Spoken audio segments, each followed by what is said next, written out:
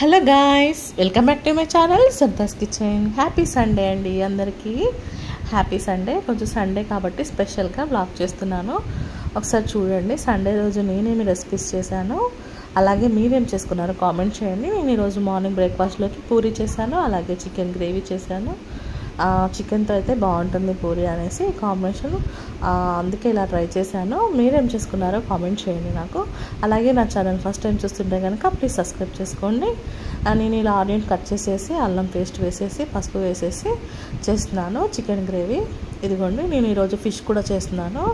ఒకసారి చూపిస్తాను చూడండి. మీకు నచ్చితే కనుక లైక్ చేయండి, షేర్ చేయండి, కామెంట్ చేయండి.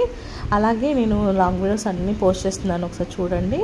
అలాగే ఇంకొకటి మనకి ఫిష్ ఎగ్ ఉంటుంది కదా, అది కూడా నేను రెసిపీ పెడుతున్నాను, ఒకసారి చూడండి. మా భాషలో అయితే చెనా అంటాం మేము. దాన్ని ఫ్రై చేస్తున్నాను. ఒకసారి ఆ రెసిపీ పెడతాను, ఒకసారి చూడండి. లాంగ్ వీడియోలో పోస్ట్ చేస్తాను.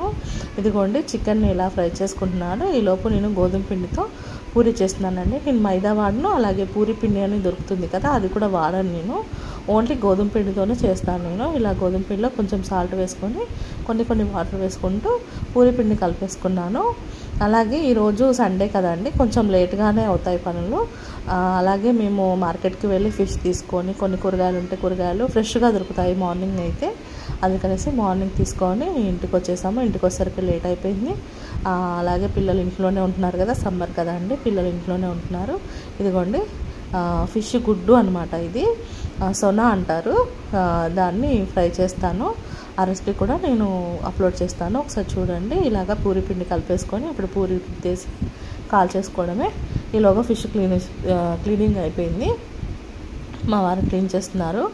ఇప్పుడు చేపలు క్లీన్ అయిపోయిన తర్వాత నేను ఎలా చేస్తానో మన బ్లాగ్లో కూడా మన లాంగ్ వీడియోలో కూడా ఉందండి. కావాలి అంటే ఒకసారి చూడండి, మీకు పూర్తి డీటెయిల్స్తో నేను పెట్టాను. ఇప్పుడు నేను కూడా చూపిస్తాను చూడండి.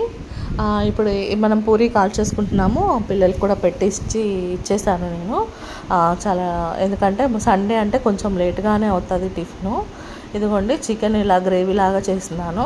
ఎందుకంటే ఇలా పులుసులాగా ఉంటే కొంచెం బాగుంటుంది, పూరీలోకి నంజుకొని తినడానికి చాలా బాగుంటుంది.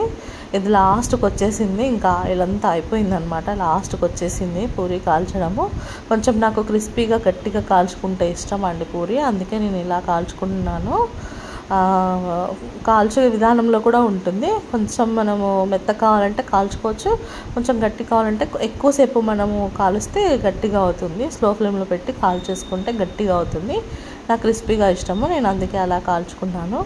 ఆ తర్వాత చేపల్లో మనం ఫస్ట్ ఉప్పు, కారము, అల్లం పేస్ట్, పసుపు వేసేసి కలిపేసి ఒక హాఫ్ అన్ అవర్ పక్కకు పెట్టేసుకొని నేను వీటిని ఫ్రై చేసుకుంటానండి. ఫ్రై చేసుకొని నేను పులుసు పెడతాను, ఎందుకంటే ముక్కకి చక్కగా ఉప్పు కారం అనేది పడుతుంది. నేను ఎప్పుడు ఇలానే చేస్తాను. ఒకసారి చూడండి, రెసిపీ కూడా ఉంది మన లాంగ్ వీడియోలో ఉంది, ఒకసారి చూడండి మన ఛానల్లో. అలాగే ఇప్పుడు నేను వీటన్నిటిని ఇలా కలిపేసి ఒక హాఫ్ అన్ అవర్ పక్కకు పెట్టేసుకొని వీటిని ఫ్రై చేసుకుంటాను. ఫ్రై చేసుకున్న తర్వాత నేను పులుసు పెడతాను. ఇదిగోండి, అటు ఇటు మనం ఆయిల్ వేసేసి కాల్చుకోవాలి.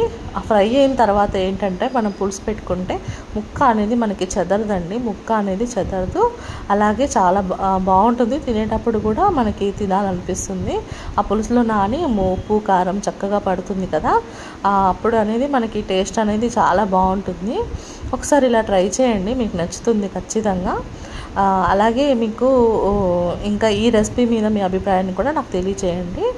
ఇదిగోండి, ఇలాగా నెక్స్ట్ మళ్ళీ ఇంకొక వేసుకుంటున్నాను. ఇలానే ఫ్రై చేసుకోండి. ఇలా ఫ్రై చేసేసుకుంటే మనకి ముక్క తినేటప్పుడు అస్సలు చప్పగా ఉండదు, అలాగే చెదిరిపోదు అనమాట. ఇలాగ ఆనియన్స్ కట్ చేసుకున్నాను, ఎక్కువ ఆనియన్స్ పడతాయి మనకి పులుసులోకి. అలాగే నేను చెప్పాను కదండి, మన ఫిష్ ఎగ్ అది కూడా ఫ్రై చేస్తున్నాను. ఆ రెసిపీని నేను వేరే పెడతాను, ఇందులో కలపట్లేదు.